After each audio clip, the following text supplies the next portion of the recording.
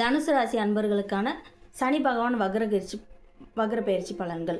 சனி பகவான் உங்களுடைய ராசிக்கு 4ஆம் இடமான சுகஸ்தானத்தில் வக்ரகதியில் பயணிக்கிறார். ஒரு 138 நாட்கள் இந்த வக்ரகதியில் பயணிக்கும் போது உங்களுக்கு என்ன மாதிரியான பல மாற்றங்களோ சில மாற்றங்களோ புதிய மாற்றங்களோ உருவாக போகுது, அது என்ன பலன்கள் அப்படிங்கிறத நம்ம இந்த வீடியோவில் பார்க்கலாம். தனுசு ராசி அன்பர்களுக்கு பார்த்திங்கன்னா 4ஆம் இடம் சுகஸ்தானம் அப்படிங்கிற இடத்துல சனி பகவான் இருக்கிற கேந்திரத்தில் இருக்கும்போது கண்டிப்பாக உங்களுக்கு சுகஸ்தானம் பாதிக்கப்படும். உடல் ஆரோக்கியம் மேம்படக்கூடிய வாய்ப்பு உங்களுக்கு குறைவாக தான் இருக்குது.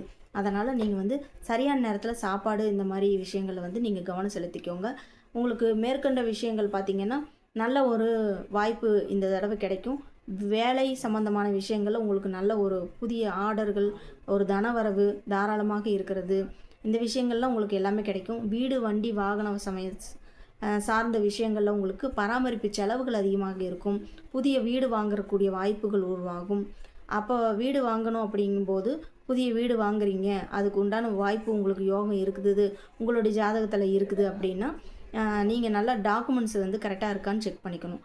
ஆவணங்கள்லாம் சரியான முறையில் இருக்குதா அப்படிங்கிறத நீங்கள் செக் பண்ணிவிட்டு புதிய சொத்துக்கள் எது வாங்குறதா இருந்தாலும் நீங்கள் வாங்கலாம். புதிய கார் வாங்குறதுக்கு வாய்ப்பு உண்டாகும். ஒரு சிலருக்கு புதிய வாகனம் வாங்குவீங்க.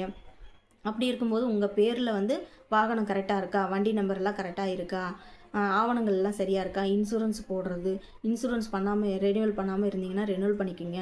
இல்லை இன்சூரன்ஸே போடலை அப்படின்னா வண்டி வாகனத்துக்குரிய இன்சூரன்ஸை நீங்கள் போட்டு வச்சுக்கோங்க. மெடிக்கல் இன்சூரன்ஸும் நீங்கள் கிளைம் பண்ணிக்கோங்க. கிளைம் பண்ணுறக்கூடிய வாய்ப்பும் இருக்குது. அதே போல் மெடிக்கல் இன்சூரன்ஸை நீங்கள் ரெனியூவல் பண்ணாமல் இருந்தாலும் நீங்கள் ரெனியூவல் பண்ணிக்கோங்க.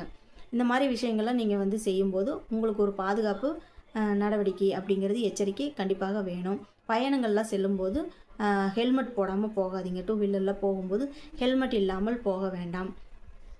அம்மா வழியில் பார்த்தீங்கன்னா உறவுகளால் உங்களுக்கு ஒரு நல்ல அனுகூலமான பலன்கள் ஏற்படும். அம்மாவோட நீங்கள் மருத்துவ செலவுக்கு நீங்கள் கூட கூட்டிகிட்டு போய் அவங்களுக்கு மருத்துவம் வேணுங்கிற உதவிகளை நீங்கள் செய்யுங்க.